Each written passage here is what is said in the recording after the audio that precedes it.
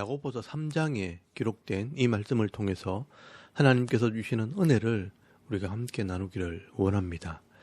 야고보서의 주제는 한마디로 말하면 행함 있는 믿음이라고 말할 수 있습니다. 이 예수님 동생 야고보는 이 초대교회 지도자로서 이 당시의 초대교회 성도들이 시간이 지나면서 하나님 말씀을 잘 들으려고 하지 않고 들은 말씀들을 실제 삶 속에서 행하지 않는 이 외식하는 기독교인으로 변질돼가는 모습을 보면서 하나님께서 정말 원하시는 믿음은 이런 형식적인 믿음이 아니라고 책망을 하게 됩니다. 이 성경에는 모든 사람들을 차별 없이 사랑하라고 말씀하는데 이 세상의 기준으로 사람들을 판단하고 서로 차별하고 끼리끼리 모이고 말도 함부로 하고 서로 다투고 상처를 주면서 살아가는 것을 볼 때 불신자들과 다를 것이 조금도 없다는 것입니다. 그래서 이 영혼이 없는 몸이 죽은 것 같이 행함이 없는 믿음은 죽은 것이라고 책망을 하는 것입니다. 그러면서 오늘 이 야고보서 3장 말씀에서는 우리의 믿음이 삶으로 드러나기 위해 반드시 준비해야 할 가장 중요한 두 가지 덕목에 대해서 말씀하고 있습니다.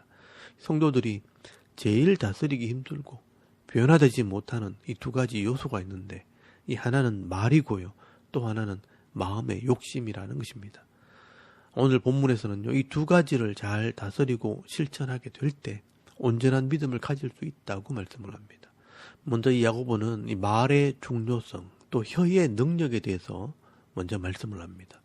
야고보서 3장 1절 말씀에 보시면 내 형제들아 너희는 선생된 우리가 더 큰 심판을 받을 줄 알고 선생이 많이 되지 말라고 말씀을 합니다. 여러분, 여기 선생이란 말은 하나님의 말씀을 가르치는 사람, 교사를 말하는 것입니다. 여러분, 사실 교회의 사명은요, 하나님의 말씀을 가르치는 것이고 이 교사로 섬기는 것은 은혜이고 복입니다. 그런데 이 야고보가 이 교사가 되지 말라고 하는 것은 그 전제가 믿음이 없는 사람이라면 이라는 것입니다. 만약 믿음이 없는 사람이 교사가 되면 분명히 행하지도 못할 일을 가르치게 될 것이고 가르치면서 말로 실수할 수 있기 때문에 도리어 자기가 그 가르치는 말로 더 큰 심판을 받을 수 있기 때문에 믿음이 없이는 교사가 되지 말라, 선생이 되기를 조심하라고 말씀하는 것입니다. 이 말은요, 그만큼 믿음이 없는 사람이 말에 온전하기가 쉽지 않다는 것을 말씀하는 것입니다. 그래서 2절 말씀에 우리가 다 실수가 많으니 만일 말에 실수가 없는 자라면 곧 온전한 사람이라 능히 온 몸도 굴레 씌우리라 라고 말씀하는 것입니다.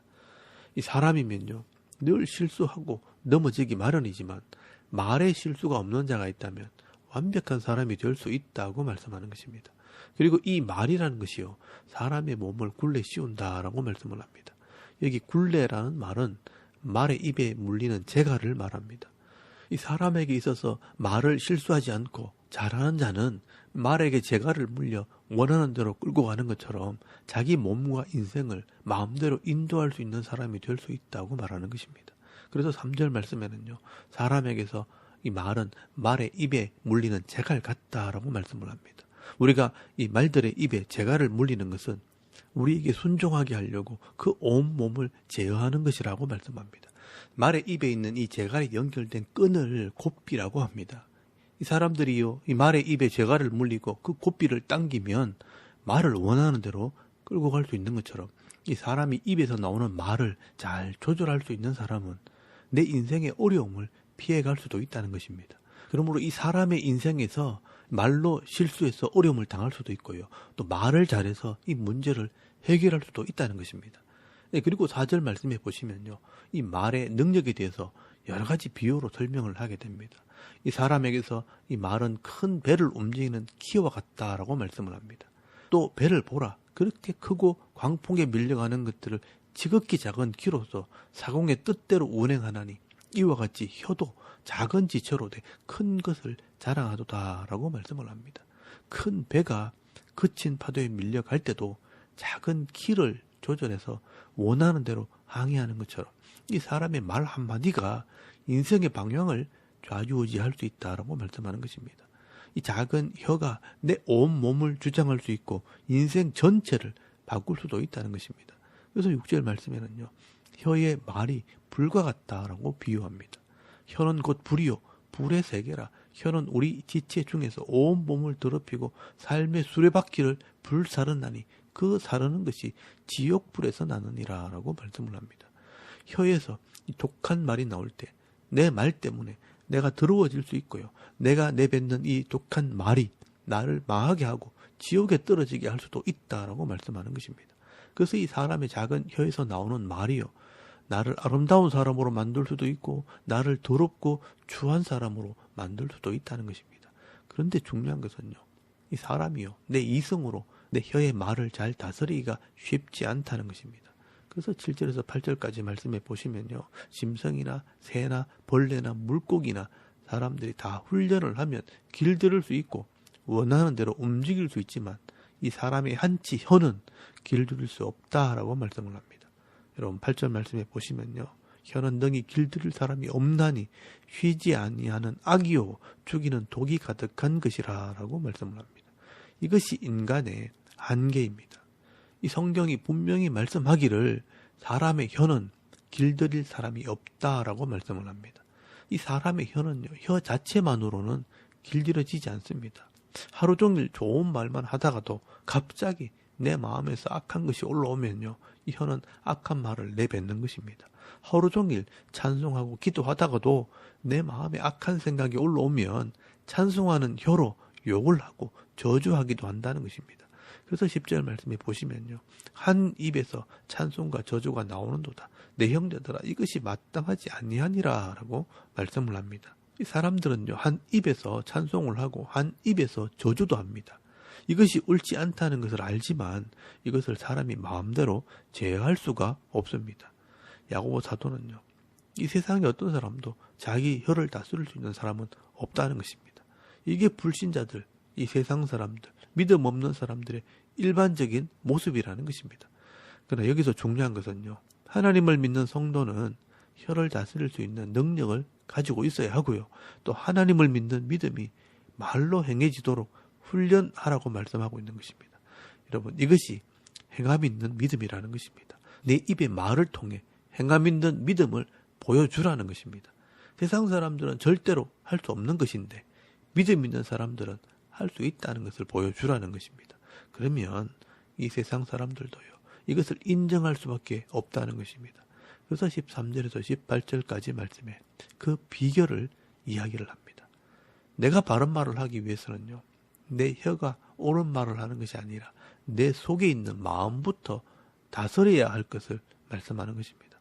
그래서 13절 말씀에 보시면요. 너희 중에 지혜와 총명이 있는 자가 누구냐? 그는 선행으로 말미암아 지혜와 온유함으로 그 행함을 보일지니라 라고 말씀을 합니다. 이것은 사람의 지혜로 되어지는 것이 아니라 하나님의 지혜가 필요하다는 것입니다. 그래서 내 마음 속에서 하나님께서 주시는 이 지혜와 온유함으로 그 행함을 보일지니라 행함으로 나타나야 할 것을 말씀하는 것입니다. 우리가 선한 말을 하고 바른 말을 하면서 말의 실수를 하지 않으면 내 마음에서부터 지혜와 온유함이 있어야 한다는 것입니다. 여러분 이것이 성도들의 믿음이라는 것입니다.